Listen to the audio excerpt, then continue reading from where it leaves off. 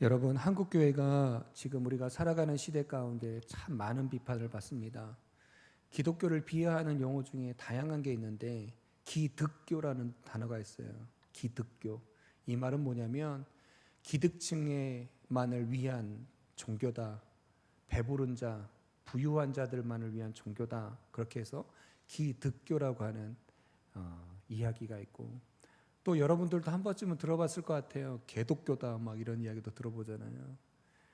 그만큼 이 기독교를 비하하는 이야기가 여기저기서 많이 울려 퍼집니다. 왜 이렇게 기독교가, 하나님의 교회가 비판을 받을까? 왜 비아냥되는 사람들이 늘어날까? 그럼과 동시에 하나님의 교회는 더 이상 부흥이라는 것을 경험하지 못하고 멈춰서 버린, 그래서 교회 나가자고 하면 니 나가라 교회, 이렇게 이야기하는 교회가 되어버렸을까? 그런데 한편으로 생각을 해보면 왜 교회가 그렇게 욕을 얻어먹을까 생각해보면, 그만큼 교회는 세상에 원하는 기대치, 바라는 소망의 기대치가 교회가 그만큼 크다는 거죠. 교회를 바라보고 교회를 향한 기대감이 믿는 사람이건 믿지 않는 사람이건 그만큼 크다라고 하는 겁니다. 그렇듯이 이런 마음이 어쩌면 믿는 목회자들에게 그런 마음이 전달됐는지 모르겠지만 2026년 기독교에 대한 새로운 포럼에서 이런 주제가 하나가 대두가 된 게 있어요. 2026년 한국교회가 양적 성장 중심에서 정체성 중심으로 이동해야 한다. 성장이 중요한 게 아니라 기독교다운 기독교의 정체성을 다시 만들어야 된다라고 하는 포럼이었던 거죠. 그만큼 한국교회가 욕을 먹으니까 그만큼 한국교회 리더자들이 무엇을 생각하냐면, 하나님의 교회가, 믿음의 주님의 교회가, 십자가의 피로 값주고 산 교회가 제대로 된 교회가 되어야 된다라고 하는 정체성을 다시 한번 만들어보자라고 하는 자성의 소리가 나기 시작하더라는 겁니다. 이게 어찌 보면 하나님이 우리에게 주신 놀라운 아름다운 은혜의 기회인 것 같아요. 이와 마찬가지로 오늘 우리가 읽었던 사도행전 6장의 말씀 속에서도 이와 똑같은 모습의 자성의 소리가 초대교회 예루살렘 교회에서도 울려 퍼지는 것을 보게 되어집니다. 우리가 초대교회 하면 많은 목사님들이 초대교회로 돌아가자, 이상적인 교회다, 하나님이 보시기에 기쁜 교회다 이야기하는 것 같아요. 그러나 초대교회도 예루살렘 교회도 문제가 있었습니다. 이 말은 우리에게 또 무엇을 이야기해 주냐면, 이 세상에 있는 모든 교회는 문제가 있다 없다? 문제가 있다라고 하는 것을 우리에게 말해주는 거죠.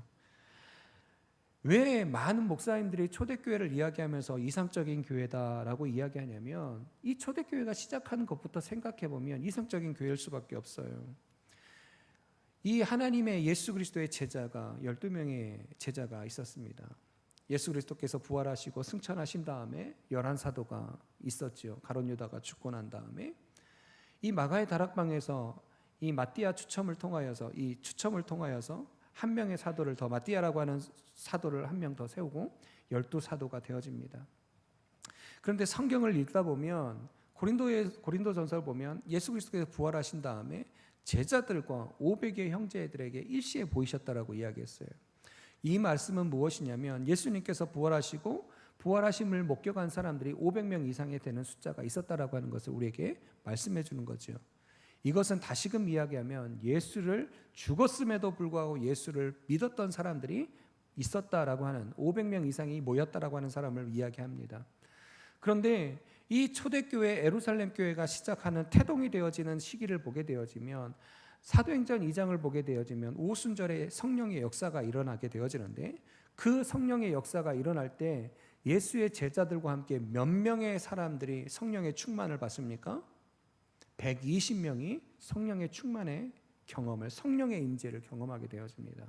그러면 예루살렘 교회, 초대교회는 500명이라고 하는 사람이 줄어들어서 120명이 되었고, 이 120명이라고 하는 사람이 성령의 임재의 충만함을 받으니까 그 사람들의 입에서 하나님을 예언하게 되어지고, 기도하게 되어져 찬양하게 되어지고, 하나님의 복음을 선포하게 되어지는 시작과 동시에 하나님을 믿는 사람들이 구름대와 같이 생기기 시작한다라고 하는 겁니다. 예루살렘의 교회는, 초대교회는 이와 같이 성령 충만한 사람이 120명이나로 시작됐다라고 하는 거예요. 준비된 사람, 완전한 사람 120명. 아마 지금 이 시대를 살아가는 사람들도요, 정말 120명이라고 하는 정말 성령 충만한 사람으로 교회를 개척하면 안 되는 교회 없을 겁니다. 아마 다 성공할 거예요.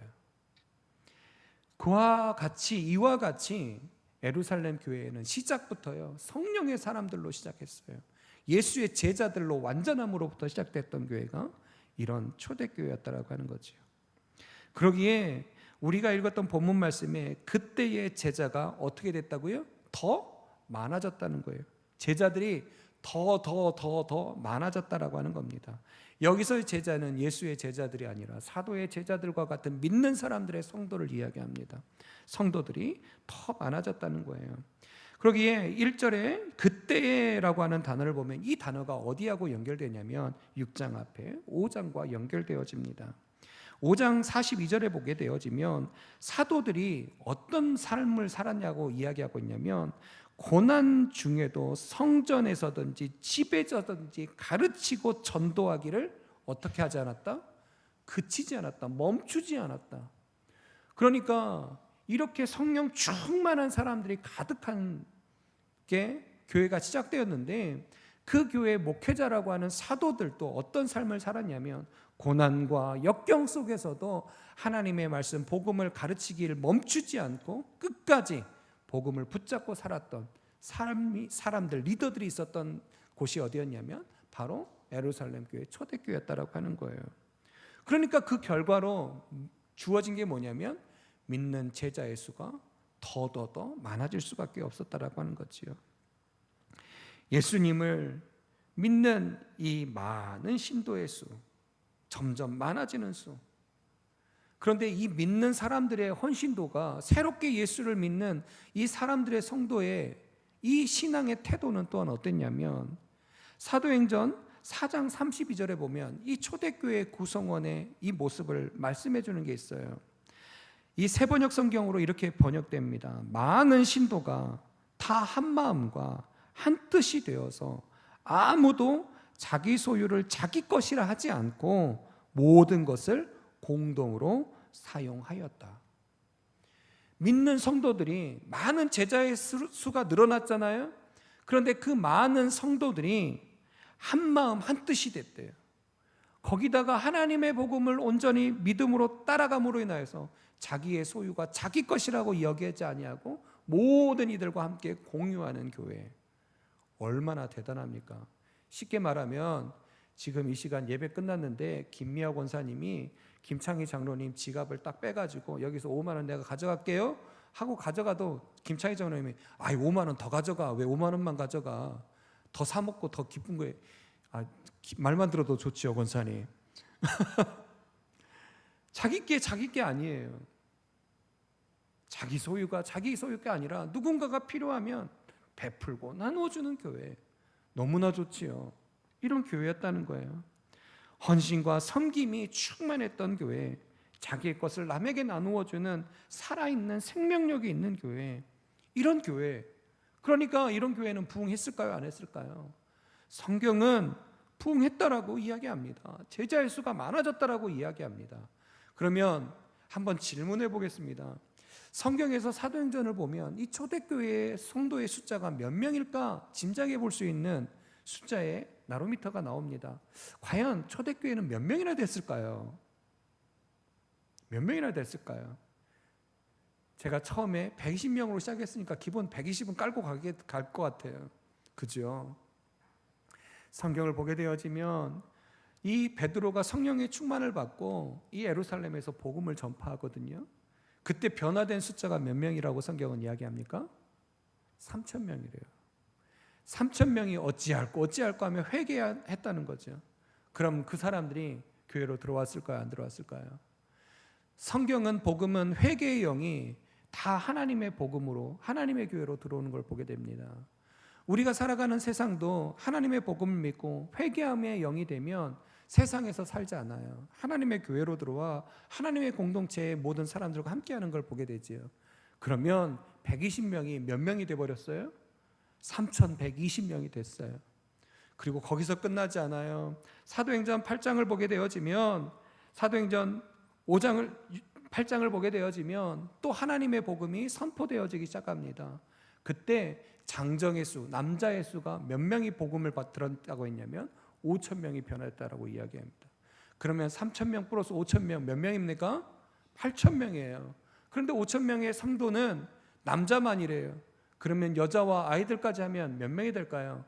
5 곱하기 채 2하면 10,000명이에요. 아이들까지 하면 몇 명일까요? 최소한 이 초대교회는 숫자가 10,000명이 넘는 교회예요.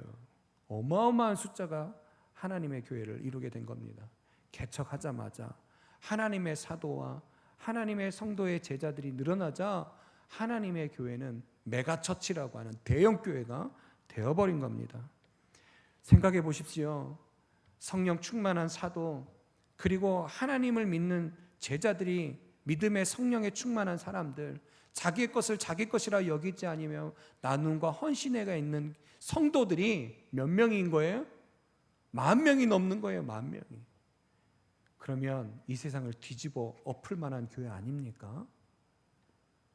그런데 이 교회는 끊임없이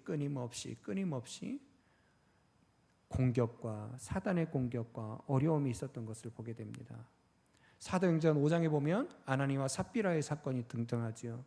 그런데 아나니와 삽비라가 죽었다라는 것에 주목하기보다 우리가 주목해야 될 놀라운 한 가지의 사실은 그들이 성령을, 하나님을 속이는 자였다라고 하는 것을 이야기해야 합니다.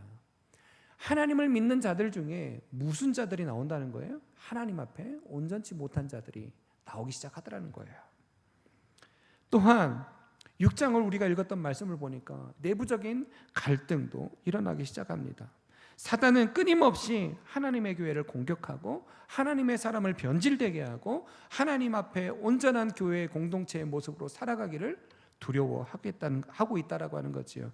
그래서 교회는 하나님 앞에 살아가지만 인간 내부에 있는 탐심과 욕망과 어려움으로 인하여서 끊임없이 외적인 핍박과 어려움, 내부적인 문제로 인하여서 갈등과 어려움이 일어나기 시작한다라고 하는 겁니다. 그러기에 오늘 읽었던 말씀은 헬라파 유대인과 히브리파 사람들 간의 갈등의 관계가 이루어지기 시작한다는 거죠. 전 재산을 주며 모든 공동체가 함께 나누었는데 그 안에서도 소외되는 사람들이 등장하게 되어지고 아픔과 어려움을 겪는 사람들이 생기기 시작하더라는 겁니다. 이런 상황 속에서 이제 하나님의 교회는 이 문제를 해결하기 위한 사도들의 과감한 결단이 이제 주어지게 되는 거죠. 여러분, 이만한 많은 숫자가 있다고 하니까 결국은 교회 안에 무엇이 많아졌을까요? 재정도 많아졌을 거예요. 그래서 우리가 사도행전 우리가 읽었던 본문 말씀 6장 2절에 보게 되어지면 사도들이 이런 말을 합니다. 우리가 하나님 말씀을 제쳐놓고 접대를 일삼는 것이 마땅치 않다라고 이야기합니다. 이 접대라는 것이 다른 사람을 이렇게 공경하여서 접대하는 우리가 이게 아니라 이 접대의 원어 속에서는 무슨 것도 있냐면 재정을 관리하고 나누고 쓰는 이 모든 경영이라고 하는 것까지도 내포되어 있는 단어입니다. 그렇기 때문에 이 사도들이 무엇을 내려놓는 거예요? 물질의 그런 모든 것들을 내려놓는 거예요. 이래서 이 사도행전을 통하여서 사도들이 이 하나님의 교회가 커짐과 동시에 이들이 붙잡아야 될 것이 무엇인가, 이들이 다시금 하나님 앞에서 살아가야 될 것이 무엇인가, 무엇을 다시 찾는 거예요? 하나님의 교회의 정체성을 이 사도들은 다시 고민하고 생각하며 무엇이 문제였는지를 바라보고 그것을 과감하게 내려놓고 하나님 앞에 다시금 교회가 교회답게 되기 위한 방법을 찾는 것, 이것이 바로 우리의 오늘 말씀 속에서 등장하고 있는 6장의 말씀이라고 하는 거죠. 이렇게 급격하게 많아진 이 초대형 교회의 이 예루살렘 교회 가운데 그들이 미처 돌보지 못하는 사각지대에 놓여 있는 사람들, 세심하게 돌보지 못하는 사람들, 하나님의 은혜가 머물지 못하고 하나님의 성령의 충만함을 바라보지 못하고 하나님 앞에 기도하지 못하고 하나님의 말씀 앞에 서지 못하는 자들을 위하여서 이 교회는, 하나님의 교회는 다시금 하나님의 교회답게 변화를 만들고자 소망하는 거지요. 그러기에 이 사도들은 자기의 잘못된 것을 먼저 내려놓고 자기가 행하고 있는 문제들을 먼저 내려놓고 그 다음에 3절과 4절에 누구를 세웁니까? 모든 사람들에게 성령과 지혜가 충만한 사람, 칭찬받는 사람을 선택하여서 하나님의 교회를 온전히 그들에게 맡기는 역할을 감당하게 되어집니다. 출애굽기를 보게 되어지더라도 모세가 이 이스라엘 백성들을 출애굽하여서 모든 사람들을 이끌어갑니다. 그러니까 다 누구만을 바라보아요? 모세만을 바라봐요. 문제가 있으면 모세에게 가고 다툼이 있으면 모세에게 가고, 그러니까 모세가 자기가 다 감당할 수 없는 거지요. 그래서 10부장, 100부장, 1000부장들을 세워서 그들을 관리하게 하는 것들, 이런 모습들이 성경적으로 했던 그 믿음의 선배들의 온전한 모습들이 이제 12 사도들을 통하여서 하나님의 교회를 세우기 시작합니다. 그래서 3절과 4절을 보게 되어지면 하나님의 사람을 세움과 동시에 하나님의 사도인 그 목회자들과 같은 사람은 무엇에 전력하기를 외칩니까? 오로지 기도하고 말씀 사역하는데 힘씁니다. 무엇이 중요한지, 무엇이 교회를 살리는 것인지, 그리고 무엇이 교회의 성도에게 귀한 것인지 이 사도들은, 교회는 함께 고민하며 그 방법을 찾았다라고 하는 거죠. 그런데 이것은 인간의 생각으로 채워지는 것이 아닙니다. 하나님의 방법으로, 하나님의 계획으로, 하나님의 뜻 가운데 세워지는 것을 보게 됩니다. 먼저 우리가 생각해 볼 것이 있습니다. 그렇다면 어떤 사람을 세워야 하는가? 어떤 사람이 하나님의 교회에 합당한 자인가? 그 사람을 통하여서 정말 하나님의 교회는 바로 설 수 있는가? 이것을 고민해 볼 수 있는 거죠. 여기에서 사도들의 위대한 결단이 나오는데, 이 초대교회에 세운 7 집사는 전부 다 헬라파 유대인들이었습니다. 이 예루살렘에서 헬라파 유대인이라고 하는 것은 유대인 사람들인데 어디에 살다 온 사람들이에요?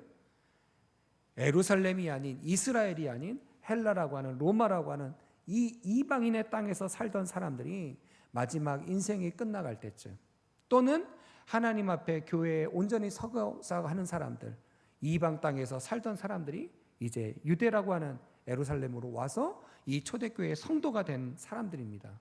그럼 그 사람들은 어떤 사람들일까요? 교회 입장에서 보게 되면 어떤 사람들이에요? 우리가 이런 생각을 해볼 수 있잖아요. 교회에 처음부터 있던 사람들이 계속해서 믿음 생활을 합니다. 그런데 갑자기 누군가 전도되어져서 왔어요. 그러면 우리는 무슨 생각이 있어요? 내가 이 교회 주인인데. 텃세 있을 수 있잖아요. 어디다 꽂아 놓은 보루자루가 와서 교회의 주인 행사하네? 이럴 수 있지요. 그러면 이 초대교회는 기득권이 누구에게 있었다고 생각할 수 있을까요?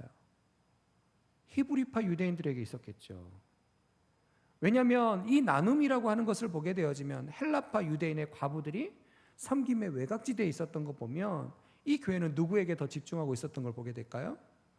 유대인, 히브리파 유대인들이 더 선택을 하고 누리고 있었던 것을 보게 되는 거죠. 그런데 이 사도들이 7 집사를 세우는데 다 어떤 사람들을 세워요? 헬라파 유대인들을 세워요. 그래서 우리가 스테반, 이게 헬라어로 스테파노스라고 하는데 이게 헬라파 유대인의 이름입니다. 다 모든 사람들의 이름이 헬라파 유대인의 이름이에요. 여러분이 잘 알고 있는 필리포스, 바로 헬라파 유대인입니다. 사도들이 누구를 세워야 될까요? 이 교회가 안정되려면 누구를 세워야 돼요? 원래 있던 사람들을 세울 수 있잖아요. 그런데 하나님의 사람의 직분자들은 원래 있던 사람들이 아니라 어떤 사람이요? 필요한 사람, 교회를 온전케 할 수 있는 사람, 교회를 완전하게 할 수 있는 사람을 세웠다는 거예요. 그래서 사도들은 이 교회 안에 너희들이 선택해라고 이야기하며 세 가지 조건을 겁니다. 하나는 무엇이라고요? 성령 충만한 사람. 두 번째로는 지혜로운 사람. 세 번째는 모든 이들에게 칭찬을 받는 사람이라고 하는 겁니다. 이런 사람들을 통하여서 사도들이 찾았던 그런 하나님의 교회의 정체성들이 그 사람들을 통하여서 다시금 교회가 교회답게 만들어질 수 있다라고 하는 거죠. 그리고 사도들은 이들 위해 안수하고 공동체에 공식적으로 이들이 하나님의 세워진 일꾼이다라고 선포합니다.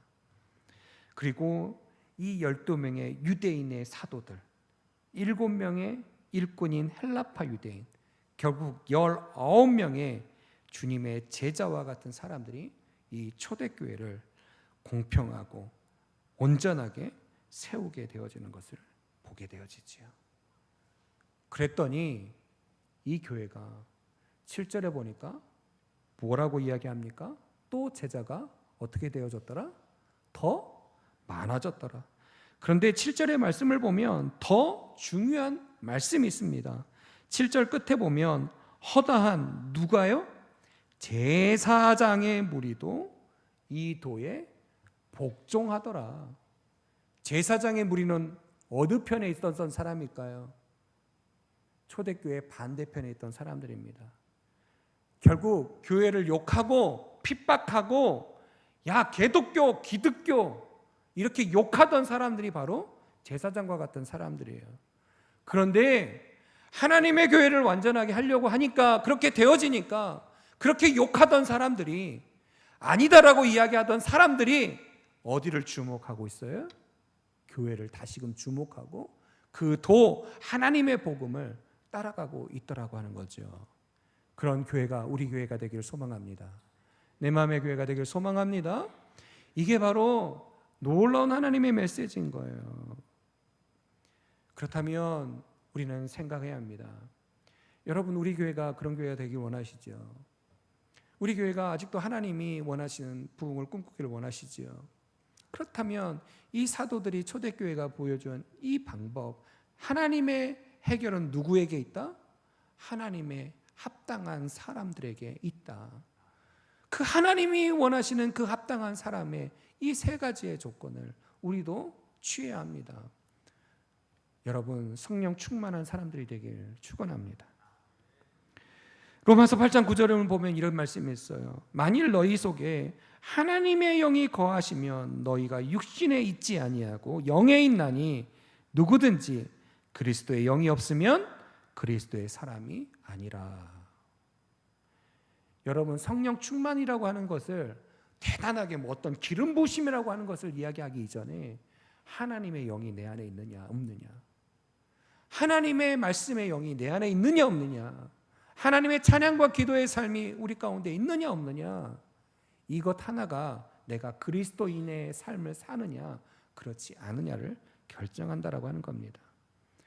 즉 교회의 일꾼은, 교회의 사람, 하나님 앞에 합당한 사람은 사회적인 지위나 학력이나 경력이나 재력이 중요한 것이 아니라 하나님의 영이, 하나님의 성령의 충만함이, 하나님의 은혜가 그에게 있느냐 없느냐, 이게 중요하다는 거예요. 하나님의 영이 없는 사람은 왜 문제가 되느냐? 에레미야 17장 9절에 이런 말씀이 있어요. 만물보다 거짓되고 심히 부패한 것이 무엇이다라고 이야기하냐면 사람의 마음이다라고 이야기해요. 그 만물보다 거짓되고 부패한 것이 사람의 마음인데 그것 가운데 예수가 없다면 그 사람은 어떻게 판단하고 행동하고 결정할까요? 세상에 거짓되고 부패된 것들을 선택하고 따라가게 되어진다라고 하는 겁니다. 교회가 왜 불완전해집니까? 사도행전 5장에 아나니아와 삽비라가 왜 하나님 앞에 그런 어려움과 시련과 죽음을 맞이했다고요? 성령을 속이는 자, 하나님의 영이 없는 거예요. 이것이 우리에게 중요한 것입니다. 그러기에 우리에게는 하나님의 말씀, 성령의 지배를 받는 성령 충만한 삶이 우리 가운데 이루어져야 합니다. 하나님의 교회가 무너지는 가장 지금 우리가 살아가는 이 현 시대에 살아가는 교회에서도 교회 안에 문제가 있고 다툼이 있고 무너지는 이유는 무엇일까요? 하나님의 교회의 리더자들이 하나님의 영으로 성령으로 충만하지 못한 거예요. 우리는 그러기에 더 주님 앞에 깨어있는 성령의 사람들이 될 수 있기를 소망합니다. 그 성령의 사람이 하나님의 마음에 합한 자예요. 합한 자. 그 하나님의 영이 있는 자가 부패하고 거짓된 것에 치우쳐서 하나님의 교회를 다스리는 것이 아니라 하나님의 성령으로 하나님의 마음으로 다스릴 수 있게 된다는 것입니다. 그러기에 가장 하나님의 말씀, 하나님 사랑하고 이웃 사랑하라. 그러니까 헬라파 유대인과 히브리파 유대인들이 다툼에 있는 이 문제가 결국 하나님 사랑하니까, 이웃 사랑하니까 모든 문제가 해결됐을까요? 안 됐을까요? 해결되는 겁니다. 성령 충만한 사람은 또한 하나님의 말씀을 따라가기 때문에, 그 하나님의 말씀에 순종하는 사람들이기 때문에 그 말씀을 통하여서 그 말씀에 순종하여 자기의 행동과 발걸음이 된다는 거죠. 여러분, 그 선한 목적교회 유기선 목사님이 처음 교회에 부임하였는데 당회를 하면요 하루 종일 하더래요. 막 10마디 20마디 막 하면 막 그 사람은 40마디 50마디, 당회가 도대체 끝날 기미를 보이지 않는데요. 그러다가 이 유기선 목사님이 기도하면서 이런 지혜를 주셨다는 거죠. 당회를 딱 하자마자 이렇게 얘기했대요. 하나님 앞에 기도하지 않은 것은 말도 하지 마십시오.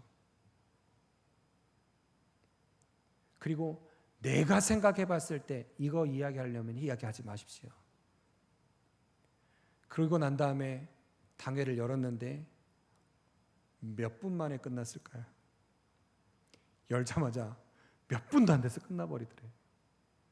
이게 참 아픈 간증이고 이야기인 거예요. 그 큰 교회에 얼마나 많은 장로님들이 있겠어요?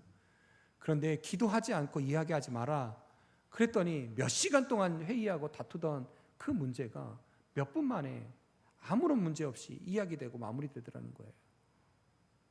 얼마나 아픈 모습일까요? 정말 성령 충만한 사람, 말씀으로 살아가는 사람은 내가 생각해 봤을 때가 아니라 하나님의 마음으로 기도해 봤더니, 하나님의 교회, 하나님의 성도를 생각해 봤더니 이런 성령 충만한 사람, 하나님의 말씀으로 살아가는 사람, 그런 사람들로 인하여서 하나님의 교회는 더 아름다운 교회가 될 수 있다라고 하는 겁니다. 두 번째로 이야기합니다. 지혜가 충만한 사람이에요. 이 지혜가 충만하다라고 하는 것은 우리가 이렇게 생각하면 안 됩니다. 말재주가 좋거나 세상에 풍부한 지식이 있거나 이런 걸 이야기하는 거예요. 또 때로는 우리가 성품이 좋다, 영적인 깨어임이 있다, 이것도 이 지혜의 충만함에 좀 모자람이 있습니다. 이런 거예요. 아무리 성령이 충만하다가도 예수 그리스도의 덕을 세우지 못한다면 어떻게 될까요? 아무리 믿음 생활을 오래 했어도 하나님의 덕을 세우지 못하는 삶은 어떨까요? 분별할 수 있는 지혜, 자기를 통제할 수 있는 지혜, 할 말과 하지 않아야 될 말을 구분할 줄 아는 지혜, 다른 사람 말에 귀 기울일 수 있는 지혜, 누군가의 마음을 바라볼 수 있는 하나님의 지혜, 이것을 통하여서 하나님의 덕을 세우는 겁니다. 그러기에 잠언은 하나님을 경외하는 사람은 사람을 존중하는 지혜로운 사람이다 라고 이야기합니다. 이런 지혜로운 사람이 하나님의 합한, 그리고 하나님의 교회가 교회되길 위한 방법을 만들어갈 수 있는 사람이라고 하는 거죠. 이미 고인이 되었던 김수환 추기경에 대한 예화가 있습니다. 이 김수환 추기경이 어느 하루는 식당에 가서 밥을 먹어요. 그런데 이제 소고기집에 갔는데 이 종업원에게 부탁을 합니다. 제가 기름이 있는 것을 굉장히 못 먹습니다. 기름기가 적은 고기로 좀 이렇게 주시면 좋겠습니다 라고 정중히 부탁을 했어요. 그런데 종업원이 고기를 갖고 왔는데 기름 덩어리가 너무 많은 거예요. 예전보다 더 많은 거예요. 그래서 그 갖고 와서 테이블에 놓고 그것을 본 종업원이 깜짝 놀라서 달려갑니다. 얼마나 미안하겠어요. 당황스럽고. 그때 다가갔는데 그 김수환 추기경이 이렇게 이야기했대요. 웃으면서 이 집 고기는 전부 다 운동을 안 해서 비계가 많은가 봐요. 그럼 제가 먹고 운동해서 다 분해시키고 없애겠습니다. 때로는 다른 사람의 실수가 욕을 할 수 있고 문제를 삼을 수 있고 이것밖에 안 돼! 할 수 있는데 그 순간을 내가 더 지혜롭게 상황을 만들어 간다. 어떻습니까? 이것이 바로 하나님의 지혜, 그 하나님의 지혜로 살아갈 수 있는 사람이다라고 하는 거지요. 이 지혜로운 사람을 통하여서 하나님의 마음이 따뜻해집니다. 그리고 하나님의 마음의 배품이 더욱더 풍성해집니다. 이 지혜의 충만함은 관계와 관계를 더욱더 아름답게 유대감 있게 만들어냅니다. 교회는요, 똑똑하고 똑부러진 사람을 원하는 것이 아니라 정말 지혜롭고 지혜로운 사람이 필요한 것입니다. 문제를 지적하고 비판한 사람들도 너무나 중요하지만 그 문제를 지적하고 비판하기 앞서 그것을 지혜롭게 풀어낼 수 있는 사람, 그것이 바로 하나님의 합한 지혜로운 사람이라고 하는 거지요. 마지막으로 칭찬받는 사람입니다. 칭찬받는 사람이에요. 그런데 이 칭찬받는 사람을 하나의 예화로 한번 정의해 보려고 합니다. 미국의 올랜도에 비전교회라는 데가 있대요. 그런데 그 교회에서 하나님의 직분자를 세울 때 첫 번째 하는 게 있답니다. 뭘 하냐면 그 직분자의 자녀에게 제일 먼저 물어본대요.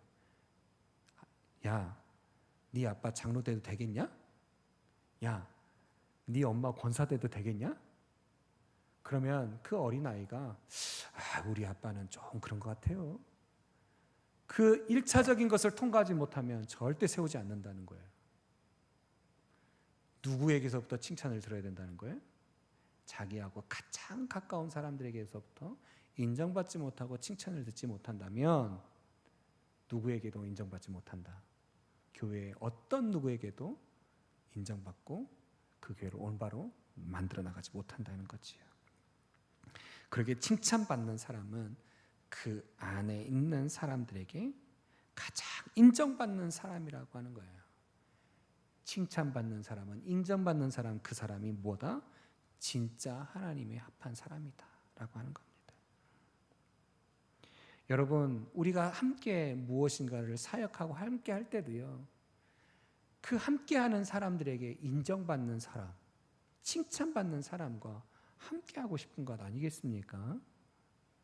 이것이 우리 교회 안에 이루어질 수 있길 소망합니다. 저와 여러분이 될 수 있길 소망합니다. 마지막으로 이게 가장 우리에게 중요해요. 그런데 이런 사람들을 어디서 뽑습니까? 어디서 뽑아요? 너희 가운데서. 이런 사람들이 어디에 있어야 돼요? 우리 안에 있어야 돼요. 우리 안에. 우리 안에 없으면 하나님의 방법이 없어요. 하나님의 방법은 하나님의 합한 사람들이에요. 그 하나님 앞에 합한 사람들이 우리 안에 있어야 돼요. 그게 없으면 하나님의 방법을, 하나님의 해결을 만들 수가 없다는 거죠. 그러면 우리가 요즘에 수입도 잘하니까 다른 교회에서 하나님의 합한 사람 수입해갖고 우리 교회에 갖다 놓으면 해결이 될까요? 말도 안 되죠. 안 되는 거예요. 우리 가운데 있어야 돼요. 우리 가운데. 갈라디아서 6장 2절이에요. 너희가 짐을 서로 지라 그리하여 그리스도의 법을, 하나님의 말씀을 성취하라. 우리 안에 그런 하나님의 합한 사람이 서로 짐을 나누고 함께할 때 하나님의 말씀이 성취되는 거예요. 하나님의 교회가 성취되는 거라고요. 이런 사람들이 있을 때 7절에 어떻게 된다고요?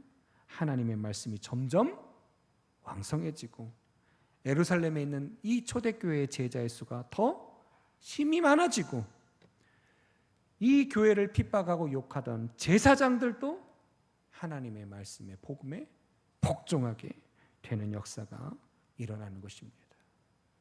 여러분, 이것을 꿈꾸십시오. 그리고 그 주인공이 바로 저와 여러분이 되어야 될 줄 믿습니다.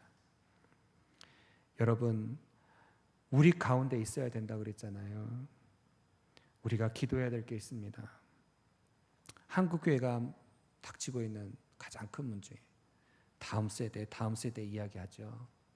그럼 다음 세대가 없는 교회도 결국은 문 닫습니다. 한국교회 평균 연령이 이제는 몇 세가 되어지는지 아십니까? 60세가 넘었대요. 한국교회 평균 연령, 성도의 평균 연령이. 정말 심각한 거죠. 우리는 기도해야 합니다. 우리 가운데 하나님의 사람들이 많아질 수 있도록. 그렇지 않으면 교회는 하나님의 해결이 이루어지지 않는다라고 하는 것. 우리가 믿음으로 기도하고, 그래서 우리가 2020년을 시작하면서 한번 전도해 봅시다. 이런 것도요. 그냥 이 교회를 채우려고 하는 게 아니라, 무엇인가 대단한 걸 만들려고 하는 게 아니라, 하나님의 교회가 교회답게 하나님의 성전을 이루어서 믿음의 구원의 복음이 이루어질 수 있게 만들어가는 것, 이것이 우리 가운데 있어야 되는 거죠. 이것이 저와 여러분 가운데 일어나길 소망합니다. 초대교회는 갈등이 전혀 없는 공동체가 아니라 이런 것을 통하여서 계속 성장하는 공동체였습니다. 우리도 성장해야 합니다. 유대인들은 원래 유랑하는 민족이었습니다. 히브리 원어가 하비루라는 뜻이 있어요. 이 하비루라고 하는 뜻은 방랑자라고 하는 뜻이 있습니다. 그런데 이 방랑자의 삶을 살던 이 히브리 사람들이, 유대인들이 하나님의 약속의 땅 가나안 땅을 받고 난 다음부터 그들은 나그네의 삶이 아니라 약속의 땅에 머무는 사람이 되었습니다. 우리도 나그네와 같은 인생을 살아갑니다. 그럼에도 불구하고 십자가의 그 미련, 세상이 말하는 십자가의 미련함이 우리에게는 능력이 되어 하나님을 믿는 구원받은 자의 삶을 살아 하나님의 믿음으로 안정되어지고 은혜를 누리는 삶을 살아갑니다. 그러기에 하나님의 교회는 이런 사람들이 모인 구원받은 자, 은혜를 누린 사람들이 살아가는 이 교회는 어떤 핍박과 어떤 어려움 속에서도 무너지지 않고 지금까지 온 것입니다. 결국 하나님의 최후의 승리는 세상에 있는 것이 아니라 교회에 있는 것입니다. 그리고 세상에 살아가는 사람들에게 있는 것이 아니라 교회에서 살아가고 있는 성도인 우리에게 있습니다. 중국도 문화혁명을 통하여서 모든 교회의 말살을 하려고 말상 정책을 펼쳤습니다. 그리고 중국은 클로즈했습니다. 교회의 문을 닫았습니다. 선교의 문을 닫았습니다. 그러나 그런 고난과 핍박 속에서도 나중에 문을 열어봤더니 교인이 1억 명이 넘는 교인이 만들어졌습니다. 무엇 때문이 있을까요? 여러분이 중국 지하교회라고 하는 것, 소그룹 가정교회라고 하는 걸 방문하면 거기에는 다 하나님의 사람들이 있었습니다. 중국이 10억이라고 하면 10%의 성도가 생긴 겁니다. 그러기에 우리도, 우리의 교회가, 우리의 신앙이, 우리의 삶이 이런 아름다운 능력의 이름을 만들 수 있는 교회와 성도가 될 수 있기를 축원합니다. 말씀과 섬김의 균형이 이루어지고 성령과 그리고 지혜와 그리고 칭찬함과 그런 능력의 성도가, 말씀과 섬김의 조화가 우리 교회 가운데, 우리 성도들 가운데 이루어질 수 있기를 축원합니다. 그렇게 되어질 때 우리는 하나님의 교회가 온전해지고 더 큰 꿈과 비전을 꾸며 나갈 수 있는 하나님의 교회가 될 줄 믿습니다. 이 시간 같이 하나님 앞에 오늘 말씀을 기억하시면서 기도합니다. 여러분, 말씀을 들으시는 거로만 끝나시면 안 되고요. 나에게 주시는 말씀으로 받아 우리의 삶으로 실천할 수 있어야 합니다. 이제 예배가 마치면 여러분의 삶의 처소로 돌아가실 거예요. 무엇을 가지고 가시겠습니까? 하나님의 말씀을 가지고 가십시오. 그 말씀대로 살아가려고 노력하십시오. 결단하십시오. 이 시간 하나님의 말씀을 기억하며 여러분의 삶의 기도로 결단하며 기도로 나가겠습니다. 기도하시겠습니다.